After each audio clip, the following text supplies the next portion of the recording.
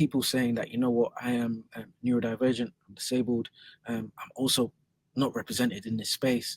It seems like a lot of people from your community I can relate to. How can I join? And then started to do our research, started to talk more with them, and then we realized, you know what, we need to add you to the group of people that we are serving, because it doesn't seem like there's enough going on for you in that space as well. So.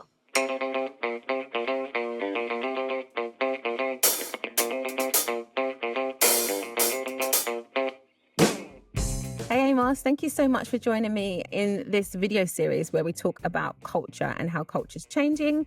Obviously, for everybody, I'd love for you to introduce who you are and what you do and what makes you special. Well, first things first, thank you for having me, Salisha. So what do? I run a not-for-profit social enterprise called the Cusp, and the Cusp exists to improve access for underrepresented talent within the creative media industries. And we do that through talent development and talent sourcing.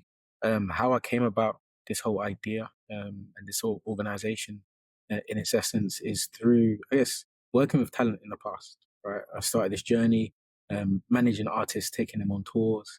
And this is all whilst I was still studying. I was doing civil engineering at the time, like a Nigerian boy would, who listens to their parents. And then ultimately found out on that journey that, you know what, I actually really do love this creative industry. So how can I support more people? And then off the back of that, a lot of twists and turns and navigating the industry, going into marketing after graduating. And then eventually the idea from the Cusp was born. And then from there, all we've been doing is trying to find a way to improve access for talent through three key means: education and insight, new networks, and last but not least, through job opportunities. So most people won't know this, but I know this, right? So the Cusp was a side gig of yours, right? Yes. So you were building the Cusp as you were working, which is so common nowadays. And I think so admirable, because lots of people want to be able to make that jump from being a side gig into their main gig. So I think what would be interesting would be to know, what were the challenges that you faced, like at the beginning of the Cusp, launching it, getting it going, right? What are the key things that you had to overcome? And then how did you do that and then move into this space where you knew that this was going to be your main thing? That's a great question. I think for me to begin with, it was, you have to overcome the doubt, because it's like, why you of all people would be able to set something up. And so I guess doing it whilst working was kind of like a protection mechanism for me. So it's like, okay, even if it doesn't work out, I've still got a full-time job to, I guess, help me stay afloat, if you will. You always were looking for that safety net. But I guess with anything in life that's worth having, you need to take risks. And so upon going through the journeys that I was going through within the corporate world, of course, having the pleasure to work alongside like you and other people that were super inspiring and, of course, super motivational for me, I was able to develop skills that actually set me up for success, really, when it came to setting up this business. So it's like, okay, cool. In order to set up a business, what do you need to do? Well, you need to register the business. That's a fairly simple, less complicated step. And the next step after that is understanding what you want the business to do, how you want it to operate, and then how do you want the business to look like? How do you want your business to come up in society? And what was, I guess, the long-term goal and mission? I think the long-term goal and mission, starting from there, was something that was quite internal, right? It was something that I knew I wanted to give back and leave a legacy that enabled people like me to excel in spaces that they deserve to be in, right? And so that was like the grandiose mission. And then taking a step back, how do you make these things come to life? Well, you need a strategic play in order to make it come to life. And I had the pleasure of working at a marketing strategy company, which basically did that, but just for marketing campaigns, if that made sense. And then after that, it's like, okay, how do you want your business to look? Well, I was working in marketing, working along like creatives. And so just seeing the way they operated, essentially I was going through this journey unbeknownst to myself that you're being built to run something. Mm. And with that, being in these different spaces, I always had ideas. I always had suggestions. One of my old mentors said that I always used to challenge the status quo, not to just be a person that just wanted to be different, it was someone that always wanted to do better and see better for other people. And if I wasn't getting the yes, it was also the next step for me was, okay, how can I work my way around this and still get people on board? And I think that's what happens when you're building a business. You're getting customers on board, you're getting advisors on board, you're getting clients on board. And so I think that's what kind of set me up to realize, you know what, let me just take the leap. And it was after COVID as well. I was like, you know what, let's take the leap. You've got it to this perspective. You got it to this stage. You're working with these brands now. If it doesn't work, you can, at the end of your life, say, at least you try, right? I remember when you decided to take the leap, and I think there was a few of us like pushing you, like, just jump, you know? So it's incredible from seeing when you were like, should I jump, to jumping to what you've actually achieved in the last couple of years. And correct me if I'm wrong, last year was your most successful year with the Cusp, right? Yeah, it was. It was. And I guess for the viewers and those that are listening, I guess the Cusp is, as I mentioned at the beginning, not for profit. So ultimately, what you're doing is trying to give back to the community, and the way in order to set up initiatives and organizations like this, you require grants, right? Till this day, we've been going for almost like 5 years. We've never received a grant. And it's off the back of, I guess, trying to find something that fits into a space where people need the work that you do. Super grateful for it. Still have sleepless nights because we never get grants, but You nonetheless, will. eventually, fingers crossed. But nonetheless, it's making an impact. And yeah, to your point, it was our best year last year, and this year we're actually going to kind of double what we did last year. So I'm grateful. Fantastic. Let's talk about what underrepresented means, right? And the value of supporting people that come from this cohort or group in industries that are creative, the ones that you're focusing on. So what do you mean by underrepresented? Yeah. And why is it so important for us to build spaces and support them into getting into these spaces where there's not enough people? Of course. I think, starting from the last question, I think first off is diversity of thought, right? Diversity of thought produces a diverse spectrum of opportunities, insights, products, services. And at the end of the day, we're not serving just one group. If you're a brand organization, you're not serving just one group, you're serving a multitude of groups. And so in order to be able to do that effectively, you need different people around the table, that planning table, in order to execute that work. And so within the creative industry, thinking about the industries we focus on, which is fashion, film, TV, print media, a lot of those industries are, of course, facing people that are from a multitude of backgrounds. And in order to connect with them, you need to be able to speak their language to an extent, or connect with them on a specific element to an extent. And so that's why, in order to do that effectively, you need various different people around the table. And so when it comes to what do we mean by underrepresented, for us as an organization, of course, it kind of stems from, generally these ideas stem from, I guess, lived experience, or I guess the founder. And I guess for me, being someone that's an ethnic minority, born and raised in Southeast London, and also from a lower socioeconomic background, I thought, you know what, these are the people that keep on coming to me, that are looking for support. So let's make sure to support them.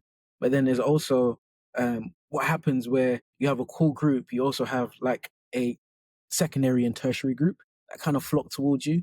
And within that group as well, we were hearing a lot of conversations of people saying that, you know what, I am neurodivergent, I'm disabled, I'm also not represented in this space. It seems like a lot of people from your community I can relate to.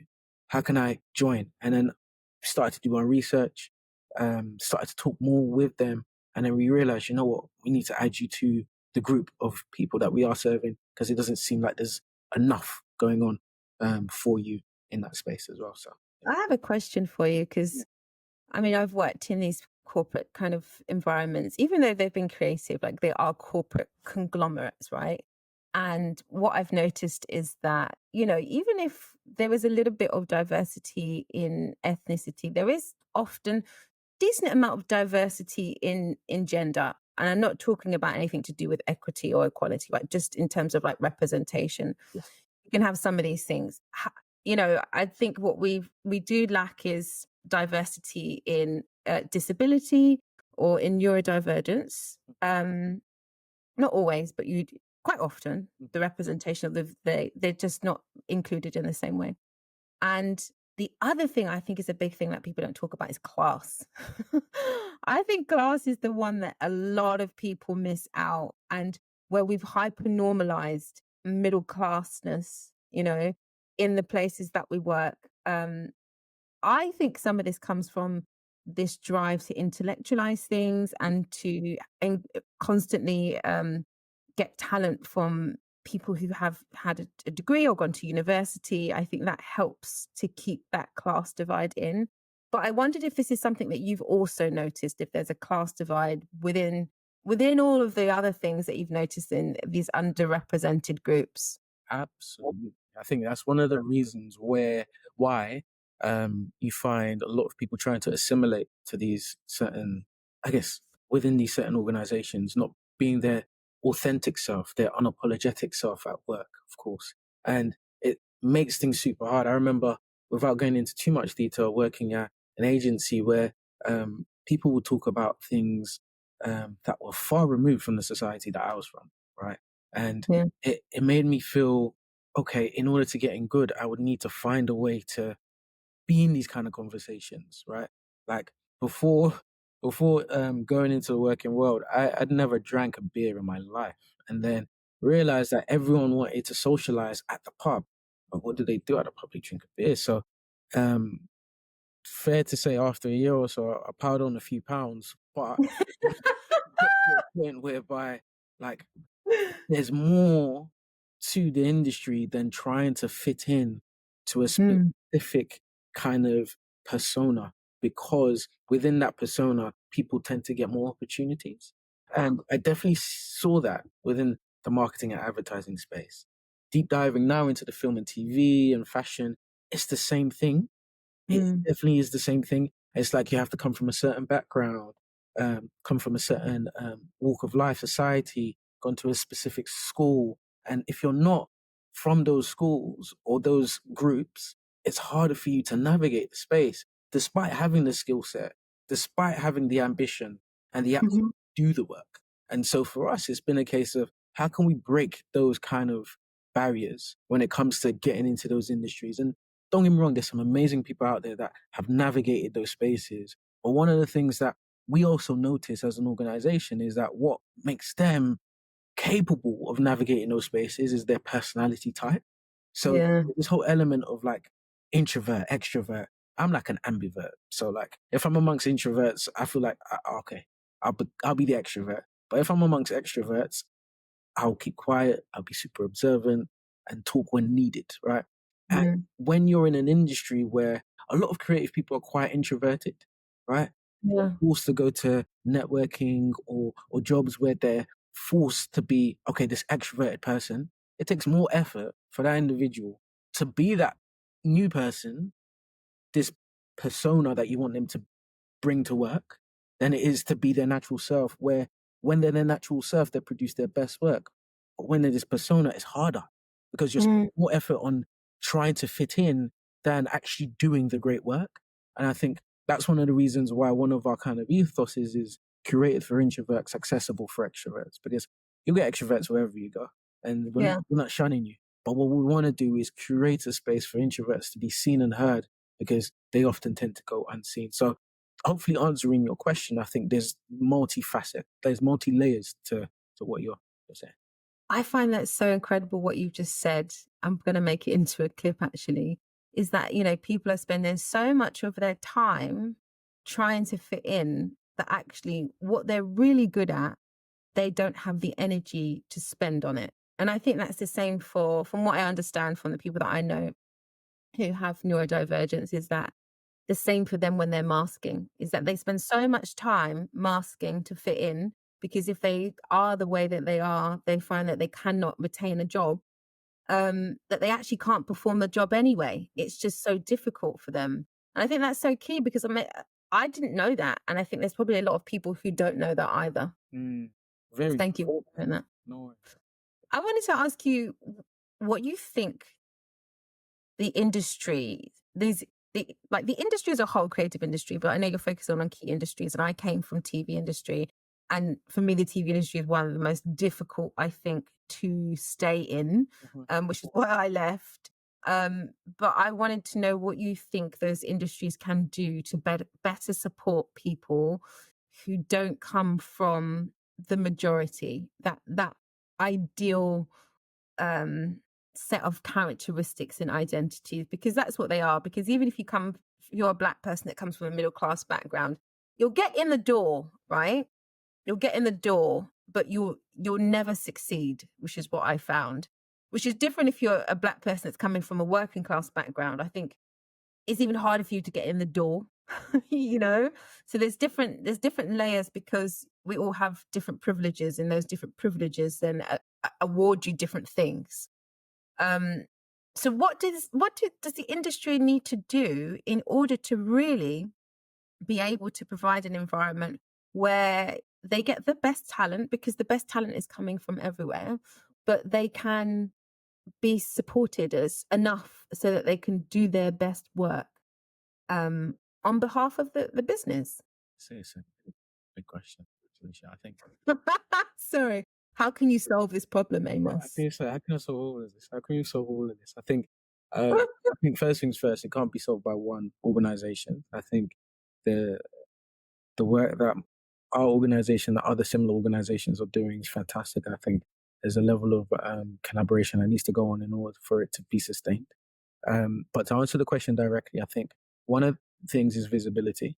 For some reason, the creative industry is seen as this whole separate kind of thing in comparison to other industries, right? Whether it's finance, whether it's like tech, all these kind of things. But one of the things that they do really well in those other industries that we should definitely employ in this industry is visibility of how your career can progress, right?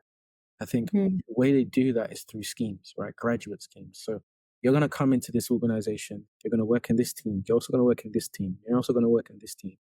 And whilst you're in those teams, you're going to build hard skills, of course, but you're also going to build soft skills. And those soft skills will help you throughout your career, and it will always level you up.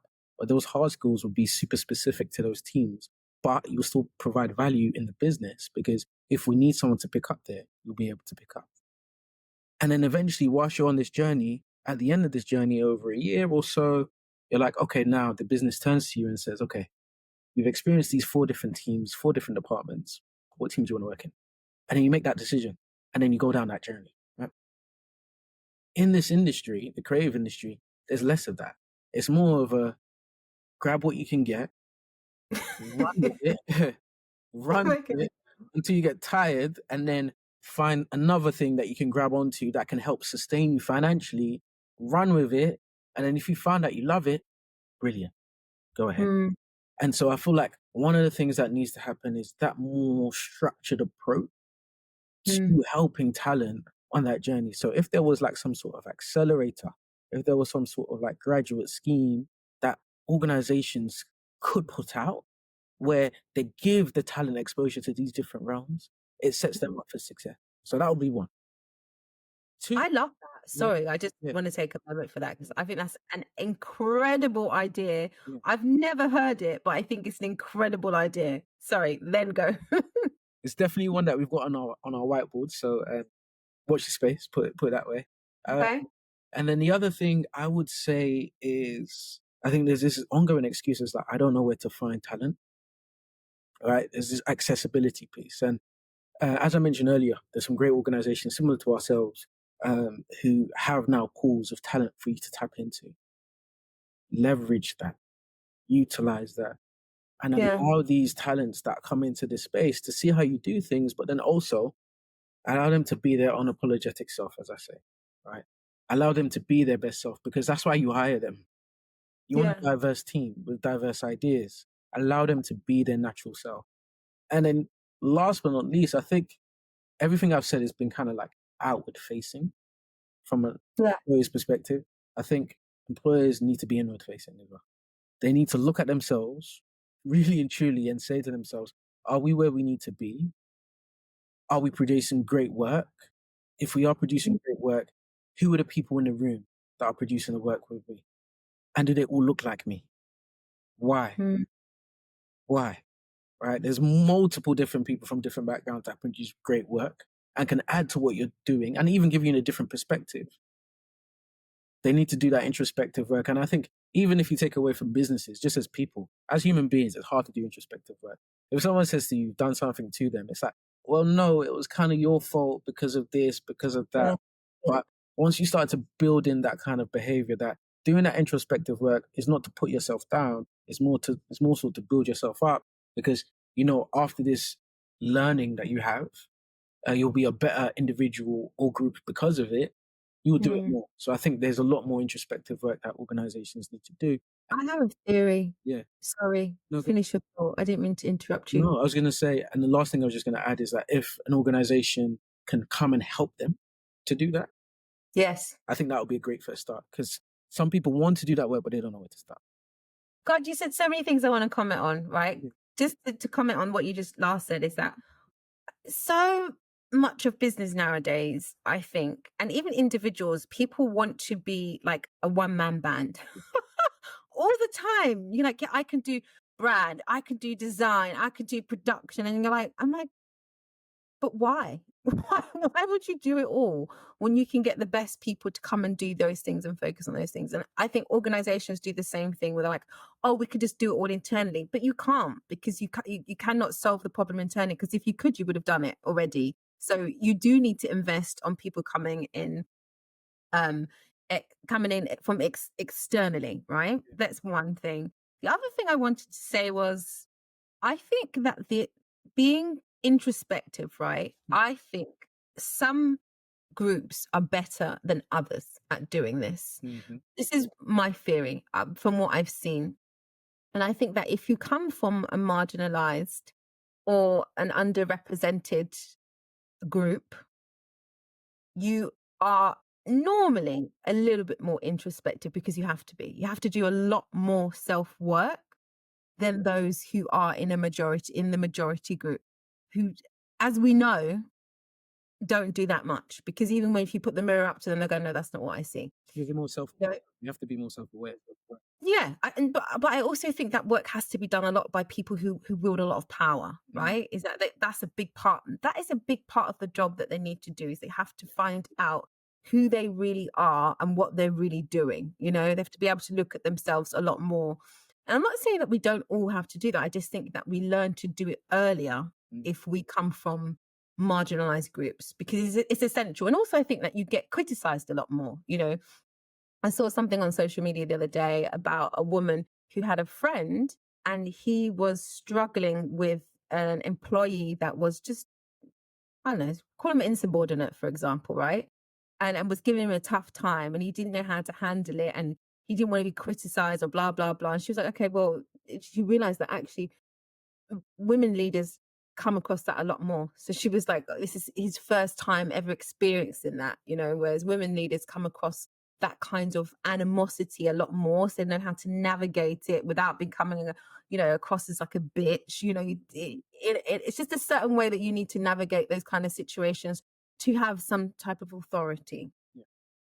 The other thing is, if I go back again, was that, what did I want to say?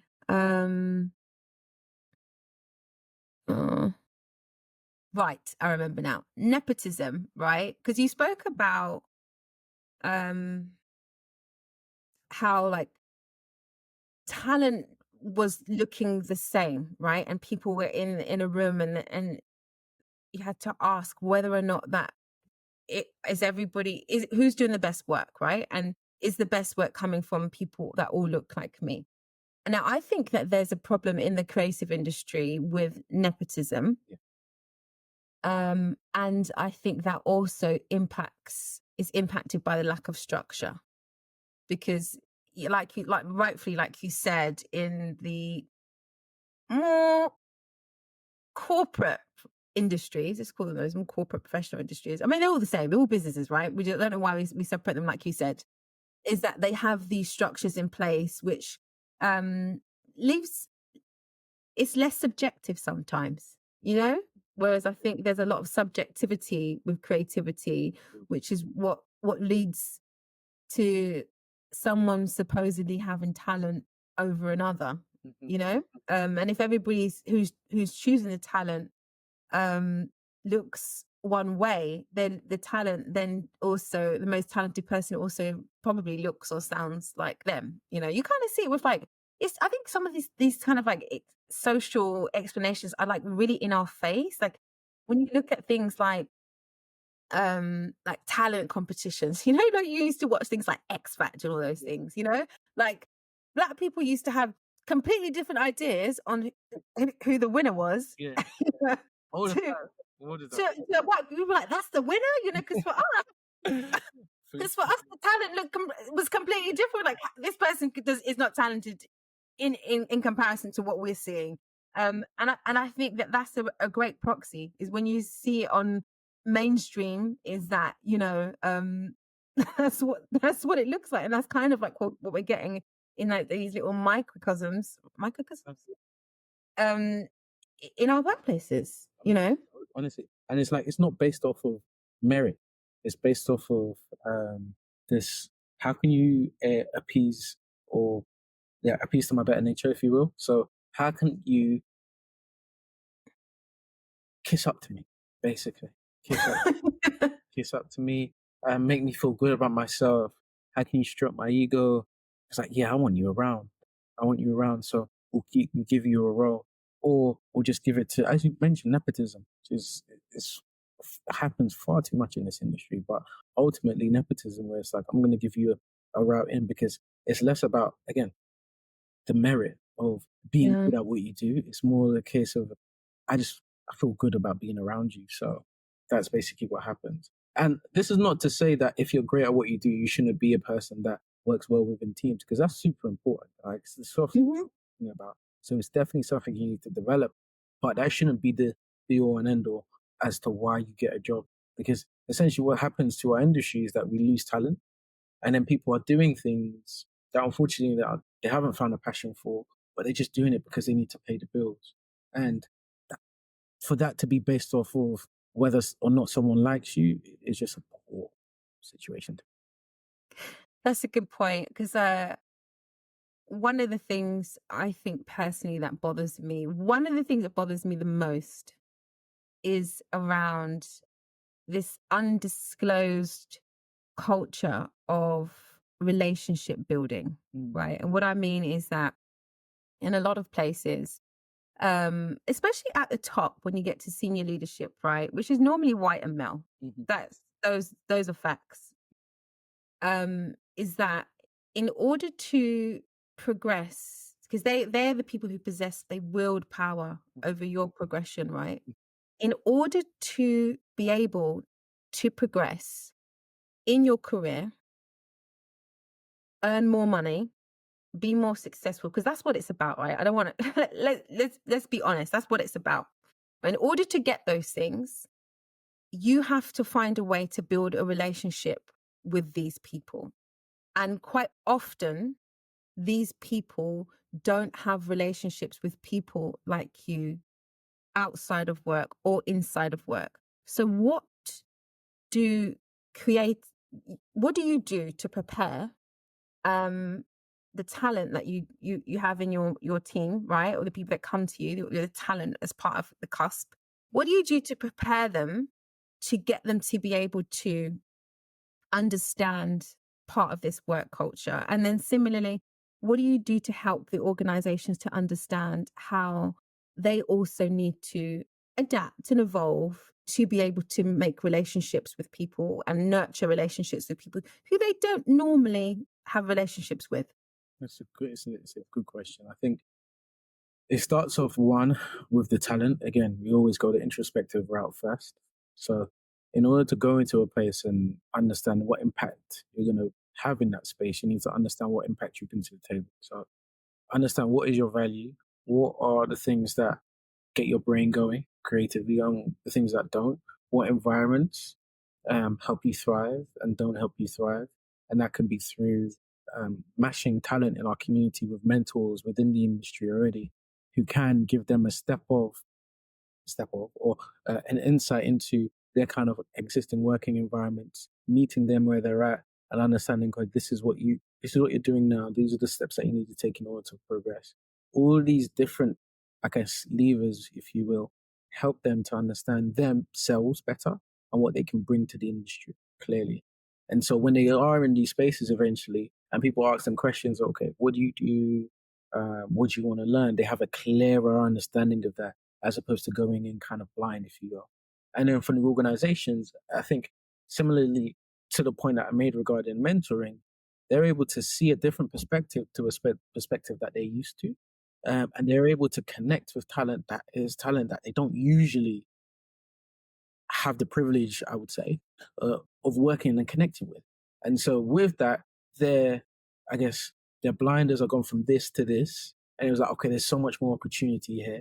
And just having a conversation with this individual to help them map out their career has helped me understand how I can create an environment within my working space that facilitates their progression as well. Of course, these things take time and they work over time, and you need to do them progressively. But being able to create those kind of formats, we call it our informal mentoring scheme as well, enables that to happen. And why it's informal is that it allows the mentee and the mentor to choose the cadence of how often that they meet. Because in the industry, you don't have a specific time every single month to meet with someone that you could potentially work with or potentially collaborate with. Is as and when. And so giving them that kind of control and autonomy enables them to build that skill when it comes to stepping into the industry of this is how the industry operates. So start building that relationship with your mentor, and then you can exercise this same skill elsewhere. And then I guess the last thing to make sure that I guess these both of these groups that we're talking about here, I guess, create an environment where they can both excel is through like things that we do like social mixers, right? We bring in the industry, we bring in talent, we focus on a similar theme such as like navigating the industry or mental well-being within this industry as well. And the talent coming into this space or existing in this space can talk about their experiences, but then the industry as well can talk about their own experiences, whether it's spending 10, 15 years and how they've tried to handle it, but now how they want to now navigate it, right? These kind of topics. And so you're getting the new school, new generation, and so to speak, the older generation kind of coming together and finding a nice middle ground that works for everyone so they can both, I guess, upskill each other in this journey. Thank you. Right, wrap it up, because I just wanted to say, you're doing such important work. And I know this because I came from the creative industry and I had to leave because it was just not an enjoyable place to work as a Black woman. And I couldn't see a future for myself because there was no Black leadership or even really middle managers, and what I saw was that Black people were just left at the lower rungs and the white people got younger and younger and they would climb up and up and up. And for me, it just didn't feel like a place where I could see myself growing. So, and now we have organizations like the Cusp who are coming in at the beginning and helping to change that, which I think is incredible. So I just wanted to ask you, what is the future for the Cusp? And what can we expect to see from you? Good question. I think for us, I always go back to grandiose vision, right? The grandiose vision is basically to build a creative ecosystem that enables creatives to have a hub, whether it's locally, nationally, or globally. So wherever they go, they can feel that they get that support from a network perspective. They can go anywhere in the world or nationally and find a job, or they can still be upskilled wherever they are. And so for us, that's basically what that grandiose vision is. In terms of what's immediately in our pipeline, by the grace of God, what we're hoping to do is basically expand the work that we're doing in new regions. So we're looking at, of course, Manchester, Brighton, just say the UK. And then we're also looking at regions in the EU as well.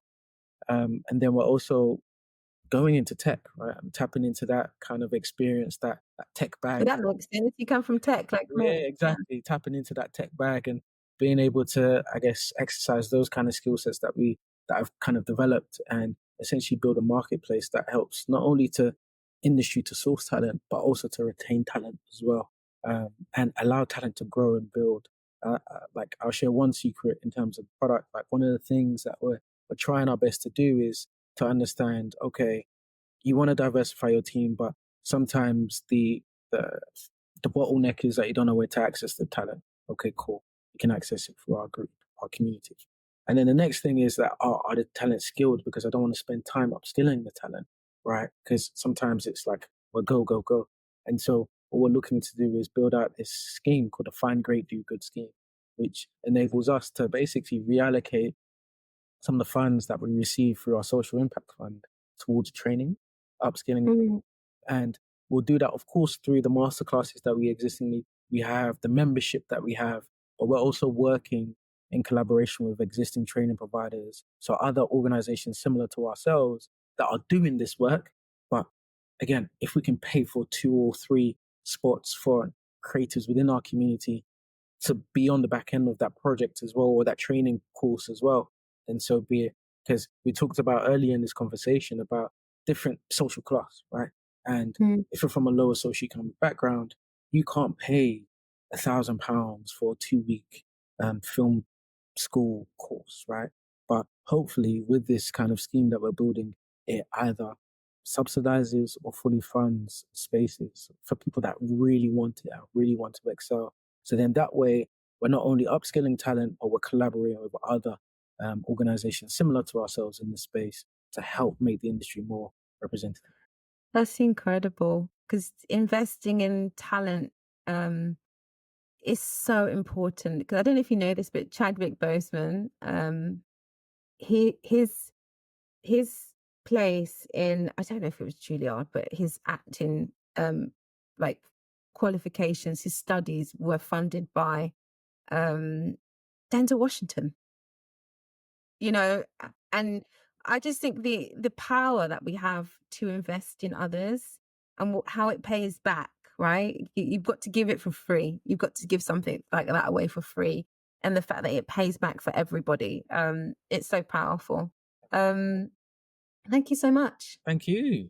I really enjoyed the conversation. Thank you for having me. I think you're doing amazing stuff and you're touching on topics that need to be touched on in a way where the conversation can flow freely and honestly. So, and authentically as well. So, I've always known that about you anyway. So, thank you. Thank you.